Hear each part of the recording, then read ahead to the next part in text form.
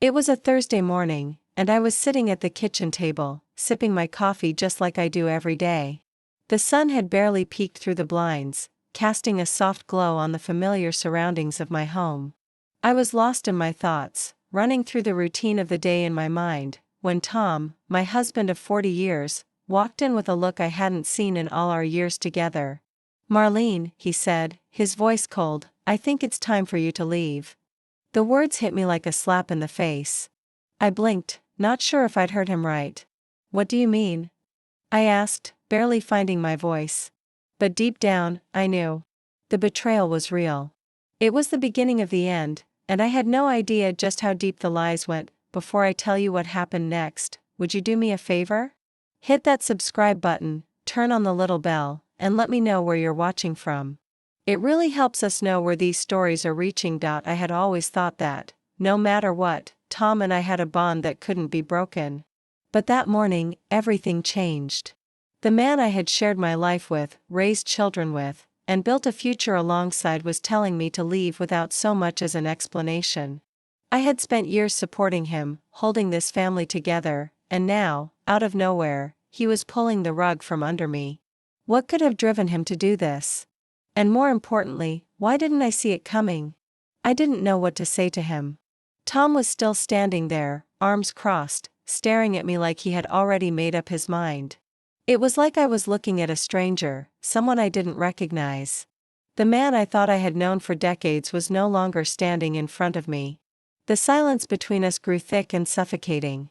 I wanted to shout, to demand answers, but instead, I just sat there, my hands gripping my coffee cup, trying to hold on to some semblance of control. For days, I replayed that moment in my mind, each time growing more and more confused. How had we gotten here? Tom and I had raised 2 beautiful children, put them through school, watched them get married, and welcomed grandchildren. We were supposed to be enjoying our golden years, but it felt like everything had crumbled overnight. It wasn't just the words he said, it was the coldness behind them. Like he had planned it all along, like he had already let go of me long before I even knew there was something to let go of. Then came the phone call that shattered everything. It was Sarah, my daughter. She had always been close to me, and something in her voice that day told me there was more to the story. "Mom, I don't know how to say this," she began, her voice trembling. "But I've known for months. Dad. He's been seeing someone else. I just couldn't keep it from you anymore." I froze. The words hung in the air like a storm cloud, dark and heavy. I had suspected something, of course. There were the late nights at work, the strange behaviors, but I never thought he would betray me like this. How had I been so blind? I didn't want to believe it. But Sarah's words were the first piece of evidence that shattered the illusion I had been living under. Tom had been sneaking around behind my back, lying to me, lying to our family. My heart ached for Sarah. She had been carrying this burden alone, and I hadn't even known. That night, as I lay awake, staring at the ceiling, it hit me. Everything I thought I knew about my marriage, my life, was a lie.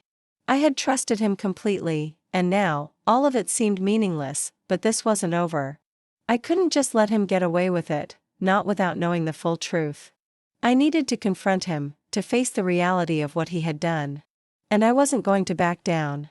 The anger and betrayal burned inside me like a fire that couldn't be put out. I had spent too many years giving everything for this family to let it all fall apart without a fight. What would I do now? What was my next move? The answers weren't clear, but I knew one thing for certain. I wasn't going to let Tom walk away from this without facing the consequences. I couldn't sit around waiting for Tom to come clean. He wasn't going to just admit his betrayal without a fight, I knew that much. So, I decided to take matters into my own hands. I wasn't going to play the victim. I was going to find the truth, piece by piece. Even if it meant digging through every corner of our home. Where memories of a life I thought I knew were now tainted by lies. It was that Thursday evening when I found it. I was cleaning out the drawer in the kitchen, trying to keep myself busy. Tom always kept receipts from his work trips in that drawer. There was always something he'd brought back for me, some small token of appreciation that I'd never asked for. But this time, as I was flipping through them, one receipt caught my eye. It was dated just a few weeks ago, and the name on it wasn't from any restaurant or hotel. It was from a jewelry store, one I knew well. We had bought my wedding ring there years ago. But this receipt wasn't for something for me. It was for a necklace, an expensive one, too. I could feel my heart pounding in my chest. I wasn't sure what to make of it at first, but the more I stared at it, the more the pieces started falling into place. I grabbed my phone, dialing Sarah's number before I even realized what I was doing. "Mom, are you okay?"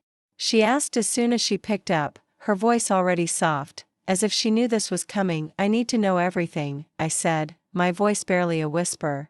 "What did you mean when you said Dad was seeing someone?" The words came tumbling out of her, just like I had feared. She told me that Tom had been seeing a woman named Lisa, someone from his office. They had been meeting for months, long before I had any idea. Sarah had seen them together once, just before Tom's last business trip, but she didn't want to hurt me. Now, she was telling me everything. "I'm sorry, Mom," Sarah said, her voice cracking. "I didn't know how to tell you. It wasn't my place." I sat down hard, the world spinning around me. I couldn't breathe. The betrayal wasn't just about an affair. It was about everything I thought I knew. Tom had been lying, and I had been too trusting to see it. How had he kept this secret for so long? What kind of man had he become? But then something inside me clicked. It wasn't just about the affair anymore. It was about standing up for myself, about not letting him walk all over me.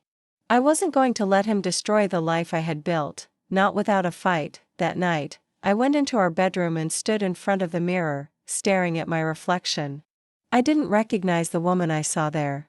I had spent so many years living for others, Tom, the kids, the house, the life we built, that I had lost sight of who I was. But that woman in the mirror? She was strong. She was going to fight for her dignity, for her family. And she wasn't going to let Tom or anyone else take that away from her. The next day, I made a decision. I was going to confront him, and this time, I wasn't going to back down. I thought I had already uncovered everything there was to know about Tom's betrayal. But that was before I realized just how deep the lies went. The receipt, Sarah's confession, those were just the beginning. As the days passed, I couldn't shake the feeling that there was more to this than I had first thought. I had spent too many years trusting Tom, and now, I felt like a fool. It was time to dig deeper, even if it meant confronting uncomfortable truths. That Sunday, after a long walk to clear my head, I decided to go through Tom's office. I'd never been the type to invade his privacy, but at this point, it felt like the only way to get the answers I deserved. I knew he would never just hand them over. As I rummaged through his desk drawers, I came across a folder that had been tucked away in the back of the cabinet, one I hadn't seen before. My hands shook as I pulled it out, the weight of the moment heavy on my shoulders. It was labeled with a name I didn't recognize, Elv Montgomery. I flipped it open, my heart pounding. Inside, I found a series of emails between Tom and Lisa, his office colleague, the woman Sarah had warned me about. But there was something even more shocking than the affair itself. These emails weren't just casual exchanges. They were full of plans, dinner dates, weekend getaways, personal jokes, and, worse yet, declarations of love. It wasn't just an affair. It was a full-blown relationship. My breath caught in my throat. How had I been so blind to this? All these years, I had supported him, trusted him, stood by him through thick and thin, and he had been sneaking around behind my back, lying to me at every turn. I could feel the tears welling up in my eyes, but I refused to let them fall. Not yet. Then, I saw it, a document that made my blood run cold. It was a letter, addressed to Tom, written by his lawyer. It was about a potential divorce settlement. The words were clear: preparation for separation, property division, custody arrangements. My mind raced. Was he already planning to leave me? Was this just a setup, a way for him to walk away from everything without taking responsibility for the damage he'd caused? I couldn't sit there any longer, surrounded by all these truths I wasn't ready to face. The betrayal, the lies, the secrets, it was all too much. I grabbed the folder, stuffed it in my bag, and headed straight for the living room. Tom was sitting there, as calm as ever, watching TV.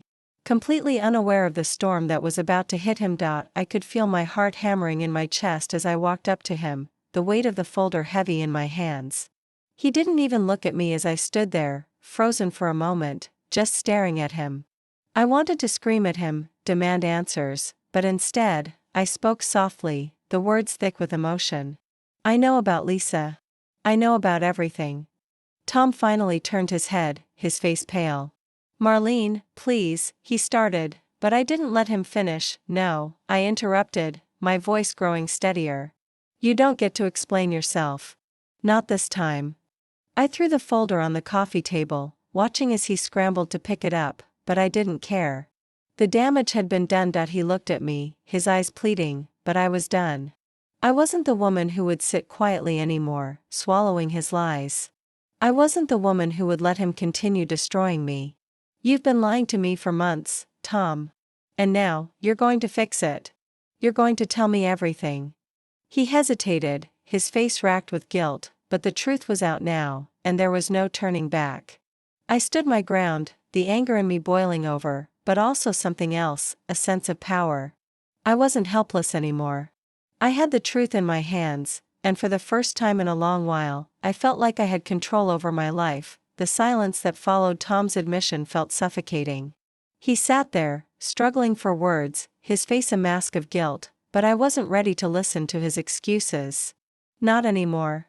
The man I had trusted with my life was the same man who had betrayed me, who had betrayed our entire family. The thought made me sick. I needed space. I needed time to think, but more than anything, I needed to know I wasn't alone in this. That night, after Tom had retreated to the guest bedroom, I don't think he could bear to look me in the eye any longer. I called Sarah. I hadn't told her the full extent of what I had uncovered yet, but I couldn't keep it from her any longer. I needed her strength, her support. I needed to hear her voice. Mom, how are you holding up? Her voice was gentle, filled with concern, but I could tell she already knew. She always knew when something wasn't right. I'm not sure I can do this anymore, Sarah, I said, my voice breaking. He's been lying to me for months.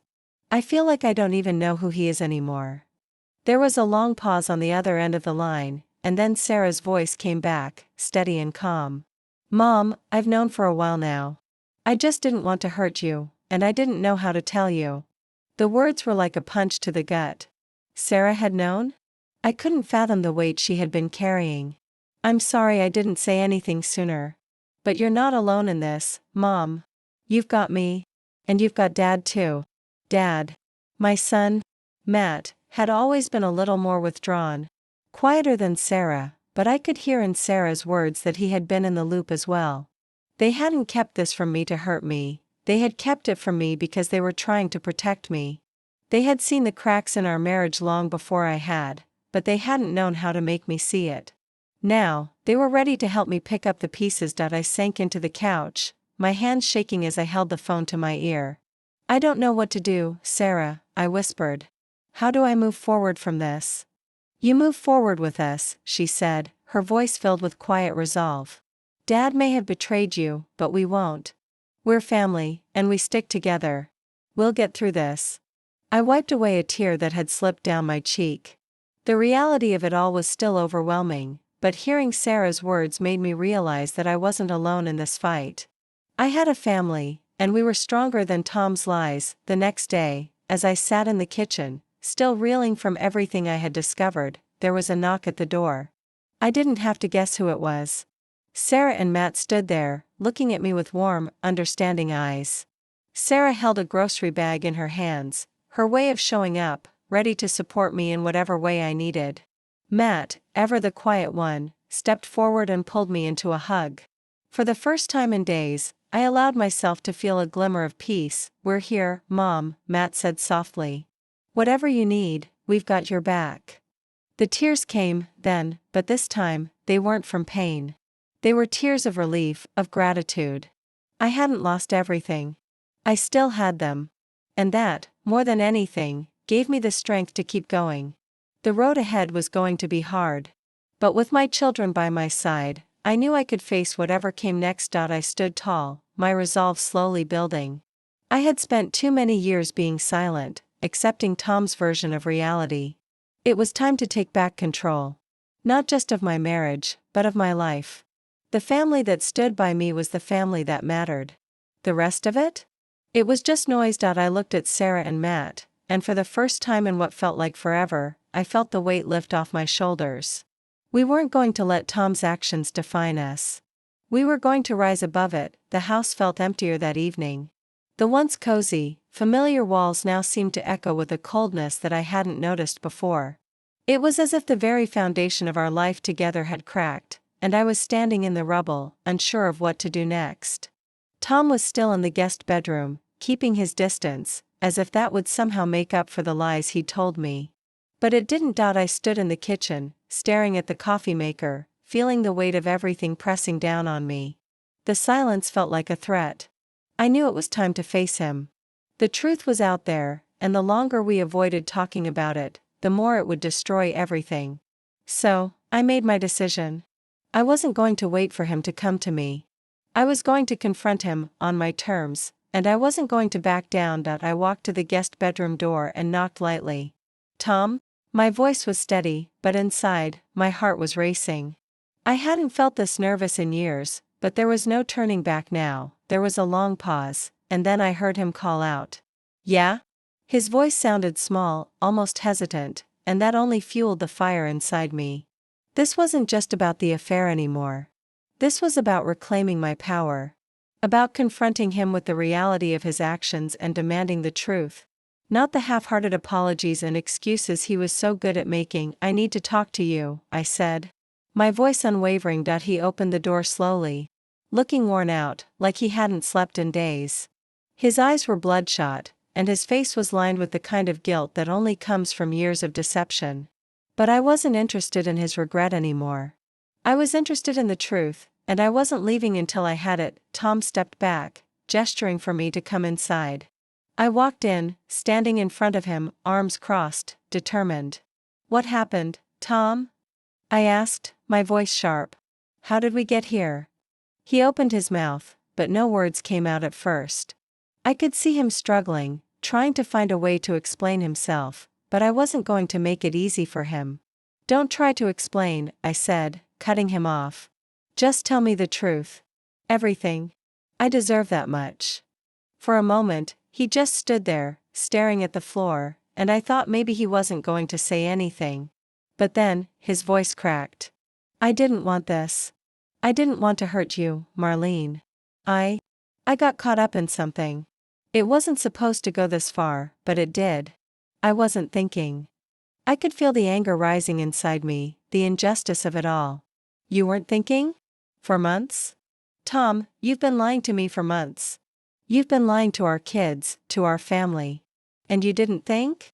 I took a deep breath, trying to steady myself. "I spent 40 years of my life supporting you, believing in you, and this is how you repay me?" He looked up at me then, and I could see the shame in his eyes, but it didn't matter anymore. "I made a huge mistake, Marlene," he whispered. "I was weak. I was selfish." I took a step back, my emotions crashing over me like a wave. "You were selfish? You think that's what this is?" "Tom, this isn't about weakness or mistakes. This is about betrayal. This is about you choosing her over me, over us." He reached for me, but I pulled away, not ready for his touch. "Not after everything." "I'm sorry," he said, his voice breaking. "I never meant to hurt you." The words felt hollow. I had heard them before, in different situations, but they didn't change anything. The damage had been done. I wasn't the same woman who had trusted him blindly for all those years. I had seen too much, learned too much, and now, there was no going back. "I know you're sorry, Tom," I said, my voice steady now, but cold. "But sorry doesn't fix this. Sorry doesn't make me forget what you've done. Sorry doesn't give me back the years I wasted believing in you." He stood there, unable to answer. And that's when I knew, I couldn't keep living this lie. I couldn't keep pretending everything was fine when it wasn't. "I don't know what comes next," I said, my voice quieter now, but resolute. "But I know one thing. I'm not going to be the woman who lets you walk all over her anymore. I'm not going to let you destroy me." I turned to leave, but before I did, I looked back at him one last time. "You've already taken enough from me, Tom. You're not taking my dignity, too." I walked out of that room, the weight of the moment still heavy on my shoulders. But for the first time in days, I felt something I hadn't felt in a long time, strength. I woke up the next morning with a heavy heart, but there was something different this time, something I couldn't quite explain. Maybe it was the adrenaline from last night's confrontation, or maybe it was the realization that I was no longer trapped in the illusion of my marriage. Whatever it was, I knew I couldn't go on pretending everything was fine. I had to confront the truth head on, and there was no turning back. Tom was still in the guest bedroom, refusing to talk to me or even look me in the eye. The silence between us was thick, and the weight of his guilt was almost suffocating. But I wasn't about to let him sit there, hiding from his actions. I couldn't let him avoid the consequences of what he had done. He owed me that much. I took a deep breath and gathered the courage to go to him. I knocked lightly on the door, and when he opened it, I didn't wait for an invitation. "We need to talk," I said, my voice firm. "And this time, I'm not leaving until I get the truth." Tom sighed, rubbing his temples as if he hadn't slept at all. He looked older than he had just a few days ago, as if the weight of everything was catching up with him.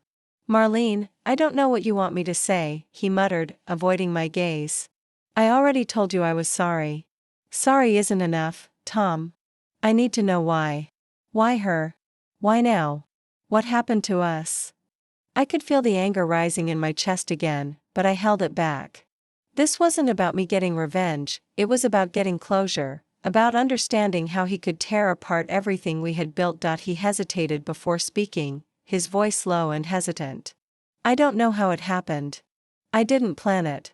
It was just. I don't know." We started talking more at work, and one thing led to another. I didn't mean for it to go this far. I could feel the tears threatening to spill, but I refused to let them fall.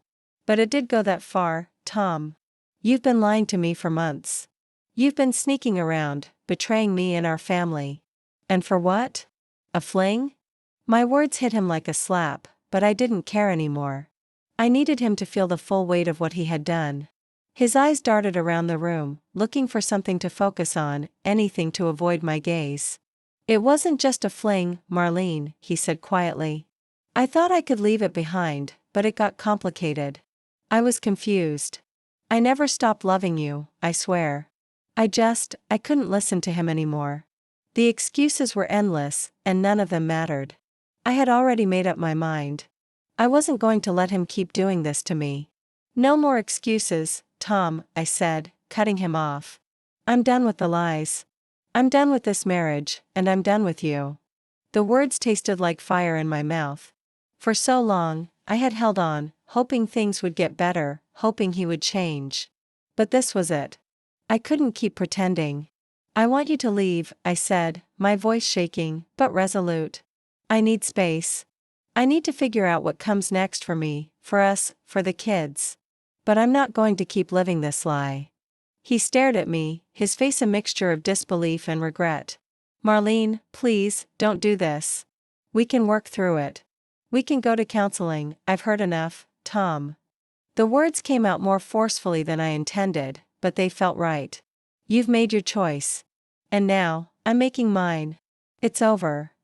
I turned and walked away, my heart heavy but my mind clearer than it had been in days.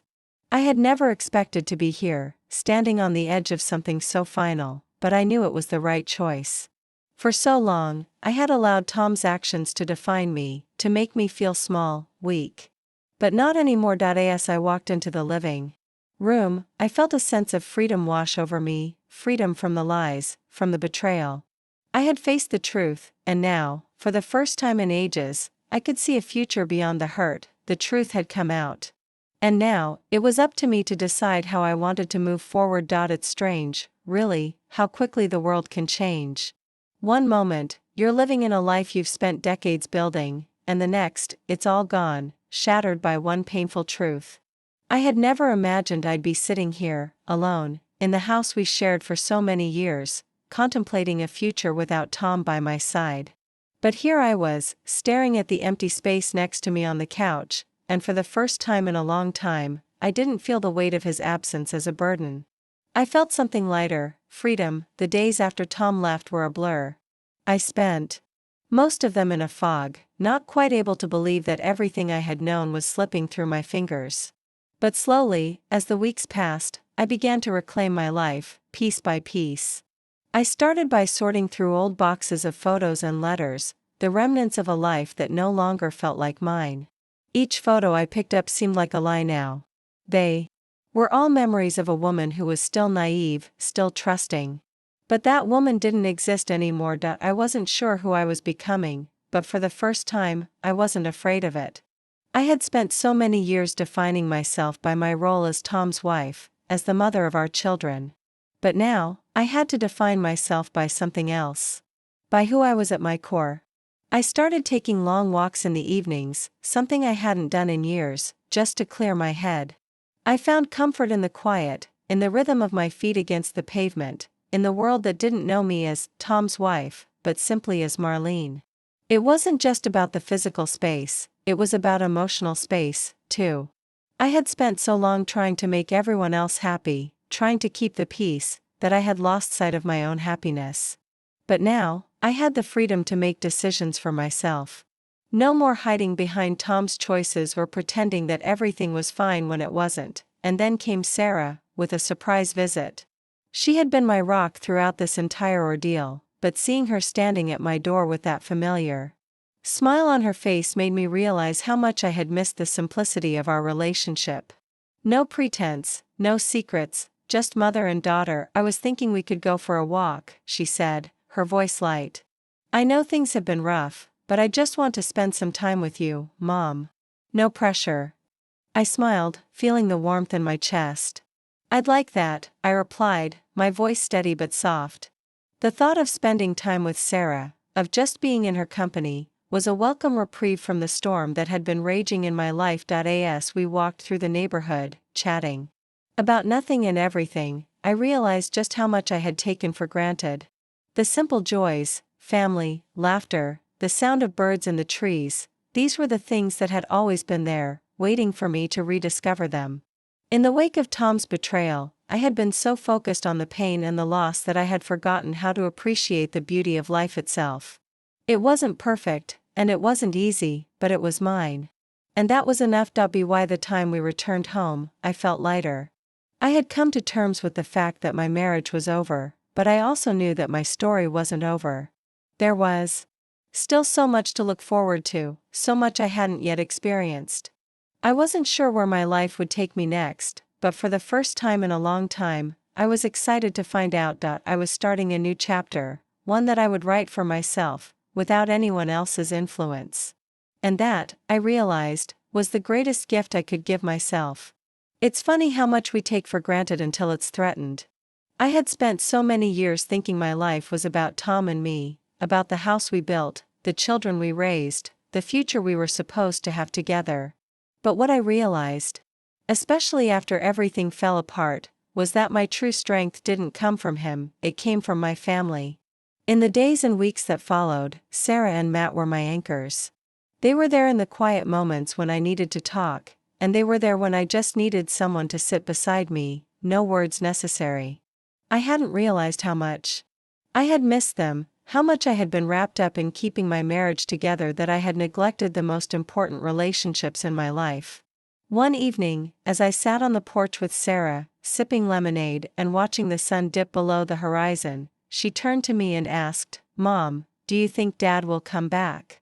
The question caught me off guard. For weeks, I hadn't really thought about Tom coming back. I didn't want him back.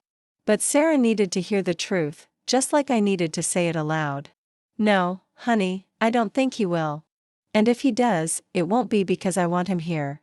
It will be because he's finally realizing what he's lost. But it's too late for that now." She nodded, but there was a sadness in her eyes. "I just don't want you to be alone, Mom," she said, her voice soft. "You deserve so much more than what Dad gave you." I reached out and took her hand, squeezing it gently. "I'm not alone, Sarah," I said, my voice steady now. "I have you and Matt. And I have myself. That's enough for me." It was the first time in a long time I had said that, and it felt like a weight lifted from my shoulders. I had spent so many years believing that my worth was tied to Tom's love, to our family unit, that I hadn't considered that maybe my worth came from within. And the more I thought about it, the more I realized how true it was. I wasn't defined by Tom or by the mistakes of the past. I was defined by who I was, by my strength, my resilience, my love for my children. Matt, ever the quiet one, came out on the porch and sat down beside us. "You're a hell of a lot stronger than I thought, Mom," he said, his voice low but filled with admiration. "I don't think I could have handled what you've been through and come out the way you have." I smiled at him, touched by his words. "I'm just doing what I have to do," I replied. "But thank you." We sat there for a while, watching the stars begin to appear in the sky, the weight of everything we had been through starting to settle into something resembling peace. The future was still uncertain, but one thing was clear: I had my family. And with them by my side, I knew I could face whatever came next. In that moment, I realized that family wasn't just about blood, it was about loyalty, trust, and love. It was about standing by each other when everything else falls apart, about picking up the pieces together and rebuilding something stronger than before. And that's exactly what we were doing. Together. It's strange how life moves forward even when you think you've hit a wall. When I first found out about Tom's affair, I was convinced my life was over, or at least the life I thought I knew. The house was too quiet, the days too long. I wondered how I could ever go back to the life we had, even if I wanted to. But now, looking back on everything that had happened, everything I had gone through, I realized that I wasn't looking to go back. I was looking to move forward. And I was finally ready to do that. I spent the following months putting the pieces of my life back together.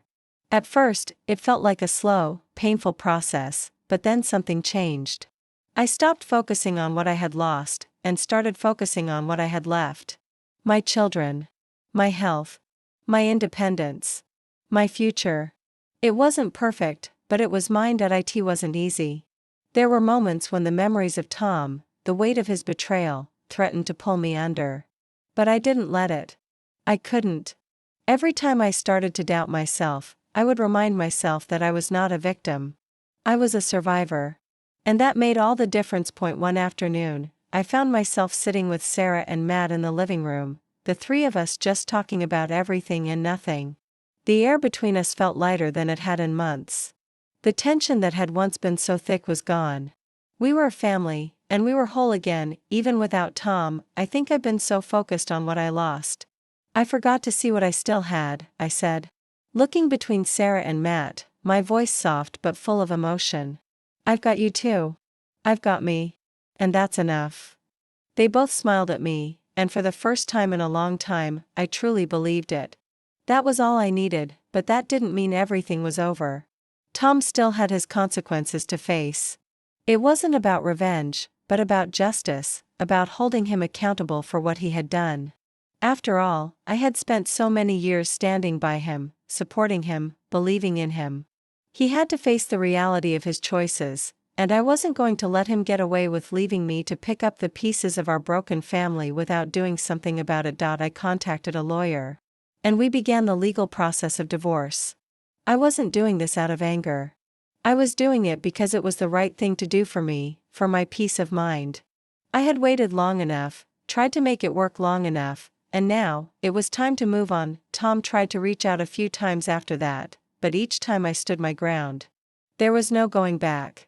He had made his choices, and now I was making mine.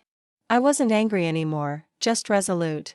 I had learned something in this process, that true strength comes not from holding on to what's gone, but from having the courage to let go and move forward. The day the divorce papers were finalized, I sat in the lawyer's office, holding the document in my hands, and I didn't feel relief. I didn't feel sadness. I just felt free. It was over. And with that final step, I knew that I was closing one chapter of my life and opening another. A chapter that was about me. A chapter where I got to decide what came next. As I walked out of that office and into my new life, I thought about the lessons I had learned. About loyalty, about justice, about resilience. About the power of family. The road hadn't been easy, but I had survived it. And if I could survive this, I could survive anything. As I sit here, thinking about everything that's happened, I realize something. Life doesn't give us second chances, but it gives us the ability to move forward, to grow from our pain, and to rebuild. I've learned that no matter how old you are, no matter how broken you feel, you can always start again. And sometimes, the hardest times in our lives teach us the most important lessons. To all the women out there who feel like they've lost everything, just know that you haven't. You've got everything inside you that you need to rise again. And it's never too late to take back control of your life. Before I go, I want to say thank you for being part of my journey. If my story resonates with you, please don't forget to subscribe and share your thoughts in the comments. It helps me know that we're not alone in this. And remember, no matter what life throws your way, you're stronger than you think.